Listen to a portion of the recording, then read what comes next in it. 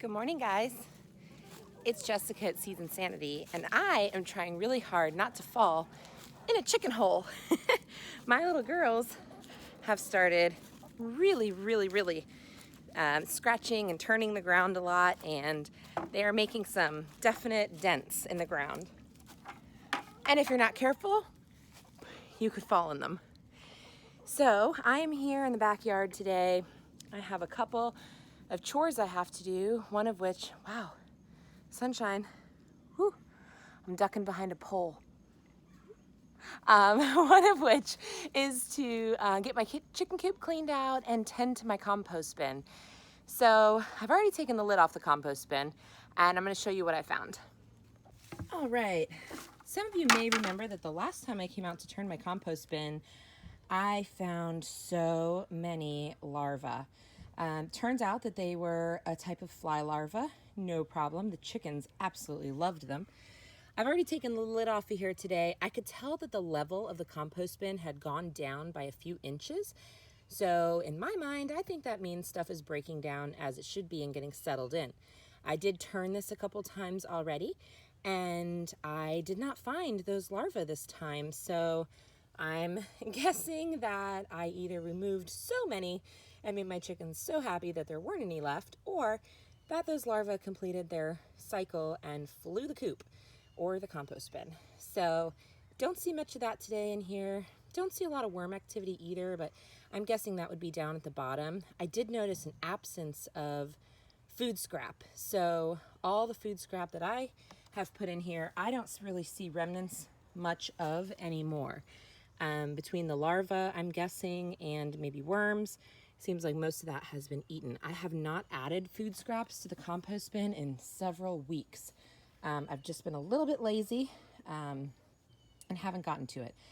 So I'm going to give the bin a few more turns. I had also you may recall, I had put this long thermometer in to kind of see what my compost temperature was like. That's a thing. Apparently, when a compost bin gets to a certain temperature, it'll tell you, how it's going in there and how your productivity is working out, and if that's going to be slow compost or a faster composting process. Now, the way I understand it, anything that has a temperature over like 40 or 50 degrees will compost. It will just take a lot longer than if it's nice and hot. So my compost bin has been staying under 100 degrees, which per my thermometer here tells me that's in a steady zone, but it's not in an active zone, and it's certainly not in a hot zone. I am going to be adding more green matter because I did use so many leaves, and I'm using the bit of chicken manure and the pine shavings from that. I really think what this compost bin needs is more green matter. So one of the ways we can do that is with grass clippings, but as many of you know, I don't really have grass. I've got a few weeds out front, and I let the other side of my front yard kind of grow wild because I like letting those weeds that the bees and things like just kind of go so that they can enjoy them. So there is some grass back here, but it's not much. Where that chair is not technically my property. So yeah, and I don't mow this little patch back here, but maybe I should. So instead, what I'm going to do to get some greens is go hunt my front yard for these sweet potato vines. It's green, right? So I'm thinking this should be just fine. Chopping up the vines, knowing that I am going to have a risk of these trying to grow in my compost bin, but I'm thinking it's so dark they probably won't be able to, because if you guys have seen any of our videos, you know that we planted sweet potatoes once and we have sweet potato vines everywhere. So yeah, the other thing that I think my compost bin might need is more water. It is vitally important that you keep moisture in there for the organisms that are doing the breakdown. I wouldn't say that it is excessively dry, but I would definitely say that it is dry by the standards of what I think a compost bin should have. And again, remember guys, we are learning together. I'm not a composting guru. That is why I attending a class with Amanda Streets, who is a composting guru. Check her out. You might want to attend one of her classes as well. But I'm seeking advice from her and trying my best to follow it though I am a lazy gardener. So it's gonna need some green stuff. It's gonna need some moisture. I'm gonna turn it a little bit once I put both of those things in, and we'll come and check on it in a couple more weeks.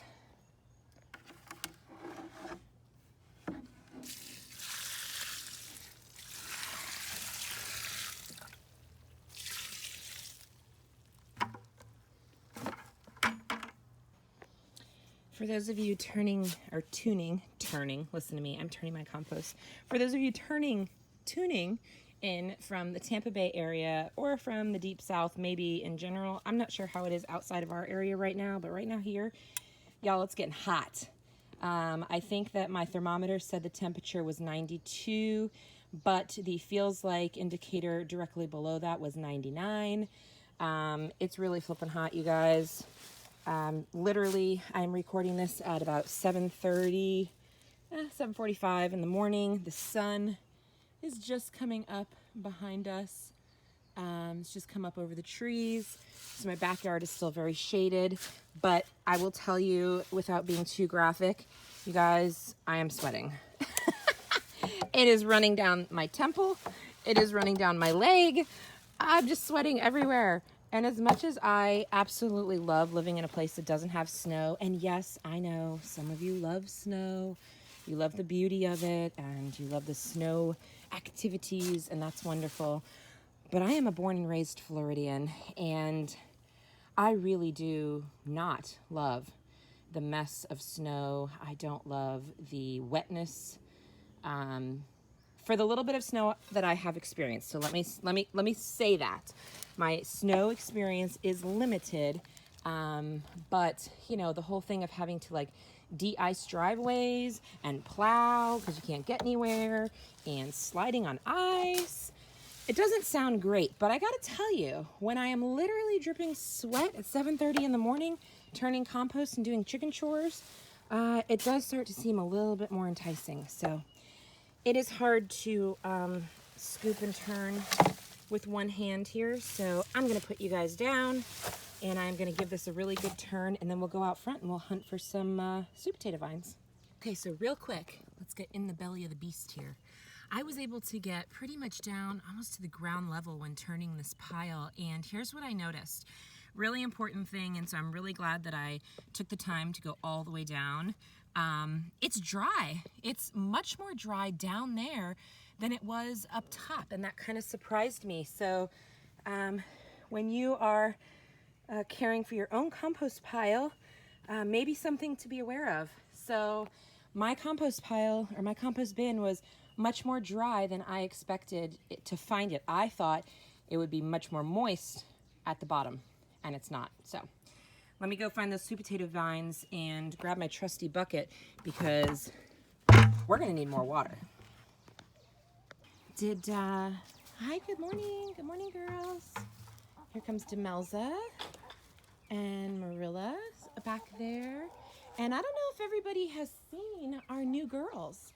I'm gonna be honest, they don't have names yet, but we got these little beauties along with one little roo. So you might see the roo, he's right there in the middle. Hi girls. We got these little beauties just about a week ago, and they so far have been super sweet. We do keep them in a separate coop from the other chickens just because, you know, chicken pecking order being what it is, they are a little smaller than the more full-grown girls. So we don't want them to be picked on, and we don't want them to not be able to sleep because other chickens aren't being so nice. So we do have those girls separate. Hi, there's Sunny and Blue. So we do have those girls separated at night. They are back in our other coop where the big girls lived until they moved into their cupola mansion back here. So someday, hi Sunny, hello. Sunny jumped up to see what's in the box.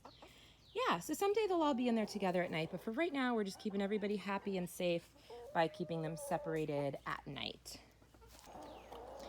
Hey, side note, look at this little kiddie pool being purposed to keep my plants that are waiting to be planted wet. My words are all over today. While I'm filling this bucket, I can tell you that we did complete some of the planters. It's the watermelon the Carols are still picking on. But we did complete some of the planters around the deck. So that's kind of exciting. We planted some plants.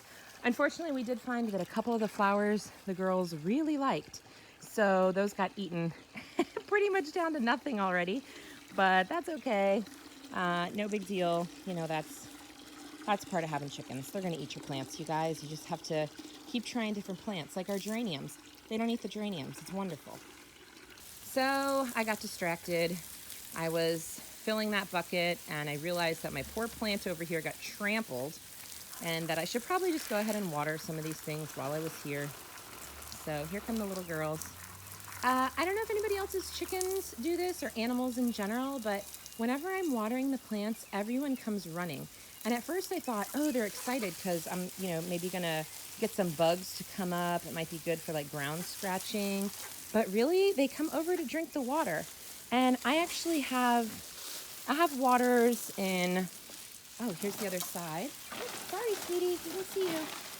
I have waters in both of the coops. I have it's a bird bath top, basically, that sits down that, butterflies or birds or whatever can come and drink from. They drink from that.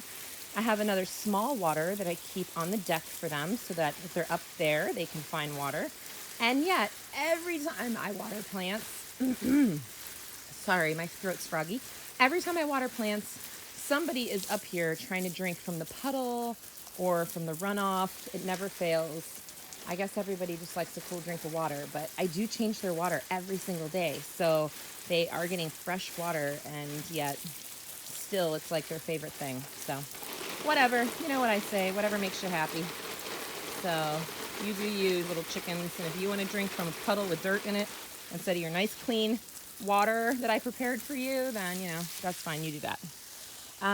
Orchids, we haven't really seen the orchids much lately. They're just hanging out. Some of you will be delighted to know that I did buy some orchid food. I've never fertilized my orchids or do anything to them. This is the most attention they get when I spray them with some water. When I'm watering other plants, this is about the extent of their care. And they bloom still. But I thought it might be a good idea to feed them a little bit and see if we can help them out a little bit more this year. Mostly just because some of them are really small. They're clippings from other plants, or pups from other plants, or whatever you call a baby orchid plant from other plants, little pieces that my mother-in-law had broken off and tucked in various places to grow. So they're small, they've grown a lot. They've gotten new leaves, but I'm thinking maybe a little food for them couldn't hurt either. So, all right. Let me get back to my bucket and back to my compost. Here goes another 2 gallons or so of water into the compost pile. I'm actually going to stir that around a little bit and then pour the rest in. Did any of you watch the shuttle launch yesterday? The rocket launch? It was incredible. I watched it with my boys, and my son and I, Mason, our almost 5-year-old, he and I had previously watched some documentaries on the SpaceX program and their developments with their rockets. And so he was really excited. And I have to tell you guys, I don't know if I'm the only one that gets this sappy, but I cried. I cried, you guys. I don't know if I cried because of seeing all those young people making this amazing program work and growing it so much in such a short period of time, and really kind of imagining what that opportunity could be like for someone like him. I mean, he's almost 5. He's into space everything, right? Space shuttles, spacecraft, Star Wars, although he hasn't seen the movies. But he knows about the characters and he's seen the area at Disney. But yeah, I don't know. It brought tears to my eyes sharing that moment with him. Other things lately have been bringing tears to my eyes too, but those are not as positive. So we're not going to get into that. Instead, we're out here with our trusty bucket, and there's no shortage of sweet potato stuff. So you guys remember this is where we just did our wall project.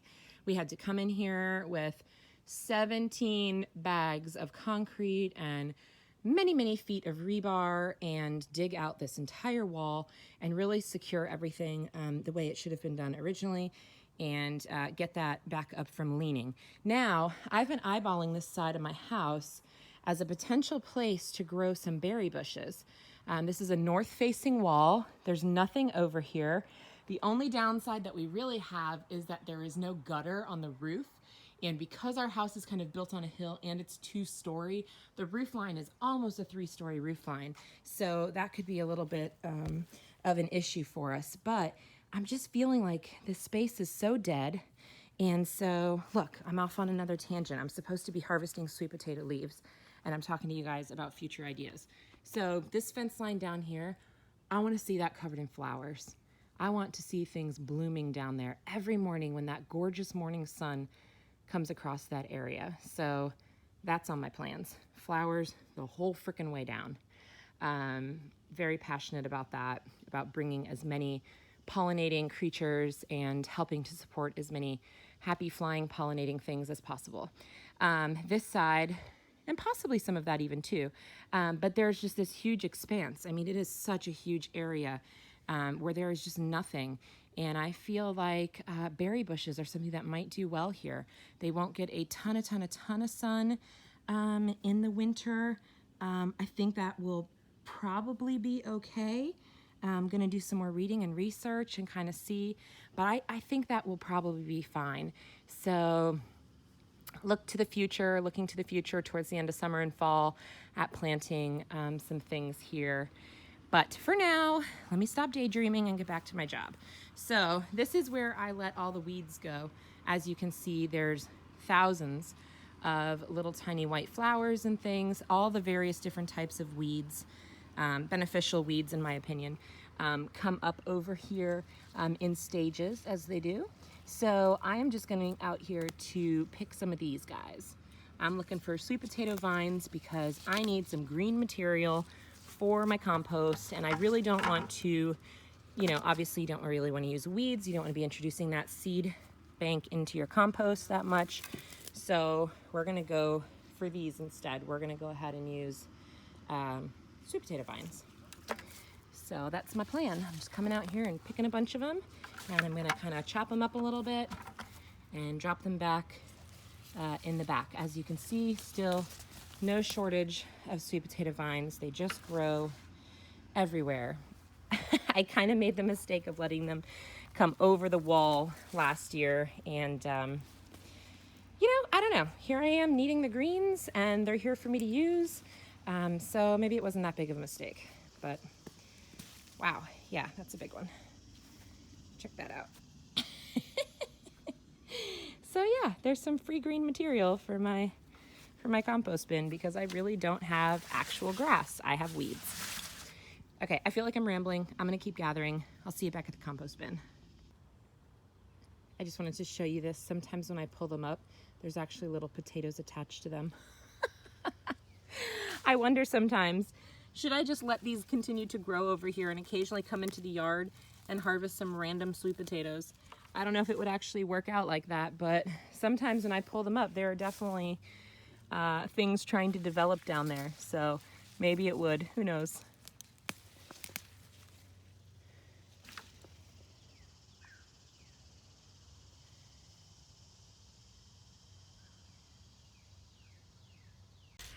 Okay, so that is the end of our video about the compost bin because mom life happened and I never made it back out to the compost bin. My bucket of sweet potato greens is literally sitting there, and my pitchfork is there, and I never got back to it. So we'll just finish that up another day. All right, I hope you guys are having a great one, and we will talk to you soon. Take care. Welcome to our real and messy and sometimes incomplete life. Until then, with everything else going on in the world, please, please, please be kind to yourself and be kind to others. Please. That's very, very important. Kind to yourself, kind to others. Until then, keep finding those things that make your heart happy and make your soul sing and bring you all the joy, and do more of that kind of stuff. Talk to you later. Bye.